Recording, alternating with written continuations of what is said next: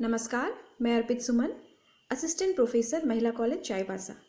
आज मैं BEd semester 4 के छात्रों के लिए जो टॉपिक लेकर आई हूँ वो पेपर 8B के यूनिट 3 से है। Mechanism of evaluation.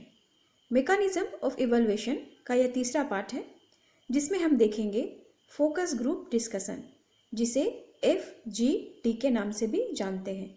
तो आइए आज के टॉपिक को देखते हैं, focus group discussion. Focus group discussion FGD। Focus group discussion आंकड़ों के संकलन की एक तकनीक है। यह डाटा कलेक्शन टेक्निक है जिसमें मौखिक चर्चा होती है तथा समूह के सभी सदस्य अपने विचार प्रस्तुत करते हैं। इसमें मौखिक चर्चा होती है यानी कि ओरल डिस्कशन होता है और समूह के सभी सदस्य अपने अपने विचार प्रस्तुत करते हैं। इसमें सही और गलत का निर्धारण नहीं होता, इसमें राइट और रॉन्ग नहीं होता, बल्कि फोकस ग्रुप डिस्कशन के प्रत्येक सदस्य समान रूप से अपने बातों को रख सकते हैं। इसके अंतर्गत जितने भी सदस्य होते हैं सभी समान रूप से अपने अपने विचारों को रख सकते हैं। तो इस तरह से हमने यह देखा कि फोकस ग्रुप डिस्कशन आंकड़ों के संकलन की एक तकनीक है जिसके द्वारा मौखिक चर्चा होती है और समूह के सभी सदस्य अपने अपने विचार प्रस्तुत करते हैं और सभी को समान रूप से विचार व्यक्त करने की स्वतंत्रता होती है। फोकस ग्रुप डिस्कशन नियमित समूह चर्चा से अलग है। यहाँ पर यह कहा जा रहा है कि FGD दूसरे रेगुलर ग्रुप डिस्कशन से अलग है। किस प्रकार अलग है, आइए देखते हैं। इसमें किसी विशिष्ट प्रकरण पर फोकस किया जाता है। FGD में किसी स्पेसिफिक टॉपिक पर फोकस किया जाता है या प्रशिक्षित व्यक्ति के द्वारा संचालित होता है। FGD के संचालन के लिए व्यक्ति को प्रशिक्षित होना होगा, ट्रेंड होना होगा, तभी वह FGD का संचालन कर पाएगा। समूह के सभी सदस्यों को अपने विचारों को रखने एवं जवाब देने के लिए प्रोत्साहित किया जाता है। FGD के जितने भी सदस्य होते हैं सभी सदस्यों को अपने अपने विचार रखने और उसका जवाब देने, रिस्पॉन्ड करने के लिए भी प्रोत्साहित किया जाता है। समूह के अंतर्गत शिक्षक छात्र समूह, शिक्षक शिक्षक समूह, शिक्षक और विद्यालय प्रशासक वर्ग भी हो सकता है। यहाँ पर यह स्पष्ट है कि FGD जो है इसमें टीचर स्टूडेंट के बीच भी हो सकता है, टीचर टीचर के बीच भी हो सकता है और टीचर और स्कूल एडमिनिस्ट्रेटर के बीच भी हो सकता है। FGD के अंतर्गत छात्रों के विभिन्न समस्याएं, उनसे संबंधित विभिन्न मुद्दे, विद्यालय की प्रगति जैसे विषयों पर चर्चा हो सकती है, अर्थात मूल्यांकन किया जा सकता है और चर्चा के बाद उसके सॉल्यूशन यानी कि उसके समाधान के लिए प्रयास किया जाता है। इस तरह से FGD कार्य करती है। अब हम देखेंगे फोकस ग्रुप डिस्कशन का उद्देश्य, पर्पस ऑफ FGD। FGD मूल्यांकन की एक व्यवस्था है। तो आइए देखते हैं कि इसका पर्पस क्या है। पहला पॉइंट है आकलन, समस्या की पहचान, योजना तथा कार्यान्वयन, assessment, identification of the problem, planning and implementation. सबसे पहले आकलन करना, समस्या की पहचान करना, योजना बनाना, उसके बाद उसका कार्यान्वयन करना।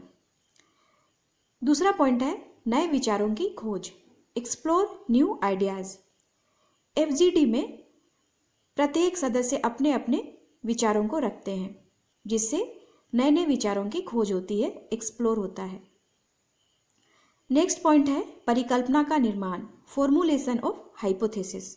हाइपोथेसिस मैंने आप लोगों को पहले भी बताया था कि किसी भी समस्या का संभावित समाधान होता है, tentative solution of any problem.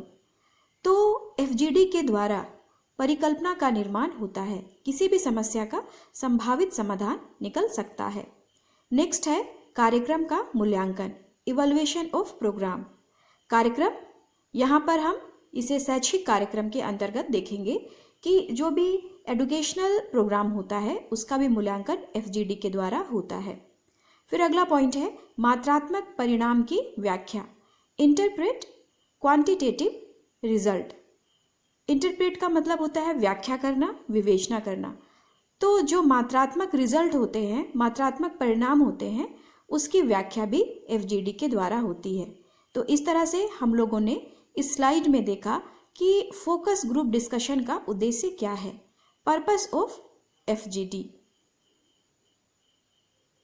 Focus group discussion के प्रकार, टाइप्स ऑफ एफजीडी, जिसमें सबसे पहला प्रकार है प्रत्यक्ष focus group discussion, direct FGD. यह नाम से स्पष्ट है कि यह प्रत्यक्ष तरीके से ग्रुप डिस्कशन होगा। इसमें ग्रुप के सभी सदस्य उपस्थित होंगे, फिजिकली प्रेजेंट होंगे। दूसरा है अप्रत्यक्ष फोकस ग्रुप डिस्कशन। यह भी नाम से स्पष्ट है कि इसमें अप्रत्यक्ष तरीके से ग्रुप डिस्कशन होगा।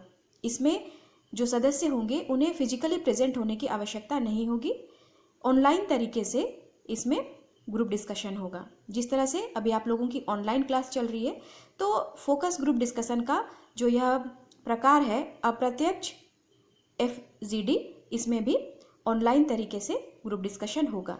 नेक्स्ट है संरचनात्मक focus group discussion, structured FGD.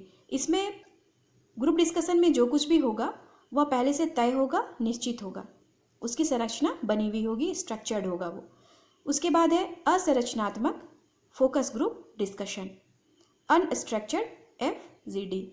यह संरचनात्मक एफजीडी का अपोजिट है, यानी कि उसके विपरीत है, यानी कि पहले से इसमें कुछ भी स्ट्रक्चर्ड नहीं होगा, यह अनस्ट्रक्चर्ड होगा, अनिश्चित होगा कि क्या करना है। फोकस ग्रुप डिस्कशन की प्रक्रिया, एफजीडी प्रोसेस। सबसे पहला पॉइंट है योजना, प्लानिंग। किसी भी काम को करने से पहले योजना बनाई जाती है ताकि वह कार्य सफल हो सके। तो एफजीडी के पहले भी योजना बनाई जाती है, प्लानिंग की जाती है। दूसरा है नामांकन, रिक्रूटिंग। इसमें एफजीडी में भाग लेने वाले सदस्यों की सूची तैयार की जाती है, उन्हें रिक्रूट किया जाता है, उनकी भर्ती की जाती है। फिर आता है मध्यस्थ, मॉडरेटिंग। मध्यस्थता का मतलब होता है कि जो ग्रुप डिस्कशन होगा उसमें किसी भी प्रकार का विवाद ना हो, और जो मध्यस्थ करने वाला व्यक्ति होगा, मॉडरेटर होगा, वह किसी पक्ष का नहीं होगा, बल्कि वह निरपेक्ष रूप से प्रत्येक सदस्य की बात को सुनेगा। उसके बाद आता है विश्लेषण एवं reporting, analysis and reporting. Analysis करना और रिपोर्ट तैयार करना। संरचना, स्ट्रक्चर। अब हम देखेंगे कि फोकस ग्रुप डिस्कशन की संरचना कैसी है, इसमें कौन कौन से व्यक्ति होंगे। सबसे पहला है सुविधा प्रदान करने वाला या मॉडरेटर, फैसिलिटेटर और मॉडरेटर। इसकी संख्या 1 होगी, और इसके बारे में मैंने आप लोगों को पहले बताया था कि जो भी एफजीडी को संचालित करेगा वह ट्रेंड होना चाहिए, यानी कि जो फैसिलिटेटर या मॉडरेटर होगा वह ट्रेंड होना चाहिए, प्रशिक्षित होना चाहिए। दूसरा है अवलोकनकर्ता या सहायक मॉडरेटर, ऑब्जर्वर और असिस्टेंट फैसिलिटेटर। जो फैसिलिटेटर होगा, मॉडरेटर होगा, उसकी सहायता करने के लिए एक असिस्टेंट भी होगा, जिसे ऑब्जर्वर या असिस्टेंट फैसिलिटेटर कहा जा रहा है, जिसकी संख्या 1 होगी। उसके बाद आता है रिकॉर्डर। रिकॉर्डर का मतलब जो भी एफजीडी में बात होगी, चर्चा होगी, उसको रिकॉर्ड करेगा। समूह के प्रत्येक सदस्य जिन जिन विचारों को व्यक्त करेंगे, जिन जिन बातों को बोलेंगे, उनको वह लिपिबद्ध करेगा, और जो रिकॉर्डर होगा उसकी संख्या 1 है। नेक्स्ट है प्रतिभागी, पार्टिसिपेंट। एफजीडी के जो प्रतिभागी होंगे उनकी संख्या 4 से 10 होगी। फोकस ग्रुप डिस्कशन का संचालन, कंडक्टिंग एफजीडी। अब हम देखेंगे कि फोकस ग्रुप डिस्कशन का संचालन किस तरह से होता है। सबसे पहले है एफजीडी में भाग लेने के लिए सदस्यों की सहमति एवं पंजीकरण, register participant and take consent. सर्वप्रथम एफजीडी में भाग लेने के लिए सदस्यों की सहमति ली जाएगी, कंसेंट लिया जाएगा। जब वे सहमति देंगे तो ही वो एफजीडी के हिस्सा बन सकते हैं। सहमति के बाद उनका रजिस्ट्रेशन किया जाएगा। नेक्स्ट पॉइंट है लघु वार्ता, मेक स्मॉल टॉक। जब रजिस्ट्रेशन हो जाएगा तब स्मॉल टॉक शुरू होगा, लघु वार्ता शुरू होगी। नेक्स्ट है फोकस ग्रुप का परिचय, introduce the focus group. Focus group के जितने भी सदस्य होंगे, मेंबर होंगे, उनका आपस में परिचय होगा, ताकि डिस्कशन के समय वो एक दूसरे को जान सके। नेक्स्ट है प्रश्न पूछना, आस्क क्वेश्चन। जब परिचय हो जाएगा, उसके बाद डिस्कशन का सिलसिला शुरू होने के पहले प्रश्न पूछा जाएगा जो मुख्य विषय से संबंधित रहेगा। नेक्स्ट है वार्तालाप के लिए तैयार करना, एंटीसिपेट द फ्लो। जब प्रश्न पूछने का सिलसिला खत्म होगा तो वार्तालाप के लिए सभी सदस्य तैयार हो जाएंगे। फोकस ग्रुप डिस्कशन के संचालन के क्रम को आगे बढ़ाते हुए नेक्स्ट पॉइंट है प्रतिक्रिया पर नियंत्रण, कंट्रोल योर रिएक्शन। जब डिस्कशन शुरू हो जाती है, वार्ता शुरू हो जाती है, तो समूह के सदस्य अपनी प्रतिक्रिया भी देने लगते हैं। तो इस समय समूह के सदस्यों को चाहिए कि वो अपने प्रतिक्रिया पर नियंत्रण रखें ताकि जो डिस्कशन है वो सुचारू रूप से स्मूथली चल सके और कोई बाधा उत्पन्न ना हो। जब उन्हें बोला जाए प्रतिक्रिया व्यक्त करने के लिए, तब वो अपनी प्रतिक्रिया को व्यक्त करेंगे। नेक्स्ट पॉइंट है विषय वस्तु पर बने रहने के लिए बीच में जांच, probe in between two keep the track. ऐसा होता है कि डिस्कशन करते करते कभी कभी सदस्य अपने टॉपिक से हट जाते हैं, विषय वस्तु से हट जाते हैं या कहीं ट्रैक से हट जाते हैं। तो जो भी इस FGD का मॉडरेटर होगा उसके लिए यह आवश्यक है कि बीच बीच में वो जांच करे कि कोई भी सदस्य अपनी विषय वस्तु से ना हटे। नेक्स्ट पॉइंट है ठहराव यानी कि pause. Pausing is one of best choice for comfortable level, यानी कि पॉज ठहराव होना भी ज़रूरी है। इससे समूह के सदस्य कंफर्टेबल लेवल तक पहुंच पाते हैं या कंफर्टेबल फील कर पाते हैं। नेक्स्ट पॉइंट है सुनना या लिसन। ऐसा कहा जाता है कि एक अच्छा वक्ता को सुनने वाला होना चाहिए, यानी कि जो समूह के सदस्य होंगे उन्हें सुनने वाला भी होना चाहिए, तभी वो जवाब दे सकता है, अपनी प्रतिक्रिया को व्यक्त कर सकता है। फिर आता है वार्ता का सारांश, समराइज द डिस्कशन। जब डिस्कशन खत्म हो जाता है तो उसका सारांश लिखना भी ज़रूरी होता है, उसे समराइज करना भी ज़रूरी होता है। नेक्स्ट है समाप्ति, get the people to leave. जो भी समूह के सदस्य हैं उन्हें छोड़ देना, समाप्ति करना। नेक्स्ट है जो अंतिम पॉइंट है सहायक मॉडरेटर के साथ संक्षेपण, brief with assistant moderator. Recorder के द्वारा जो भी बातें रिकॉर्ड की गई है, लिपिबद्ध की गई है, उसका सारांश तैयार करना, संक्षेपण करना, यह कार्य जो है असिस्टेंट मॉडरेटर के साथ मिलकर के करना होता है। तो इस तरह से हमने देखा कि कोई भी FGD फोकस ग्रुप डिस्कशन को किस तरह से संचालित करना है, कैसे उसको कंडक्टिंग करनी है ताकि सुचारू रूप से FGD फोकस ग्रुप डिस्कशन का संचालन हो सके और उसका एक फ्रूटफुल परिणाम मिले। फोकस ग्रुप डिस्कशन के पश्चात आफ्टर FGD, जब FGD खत्म हो जाएगा, समाप्त हो जाएगा, उसके बाद क्या करना है आइए देखते हैं।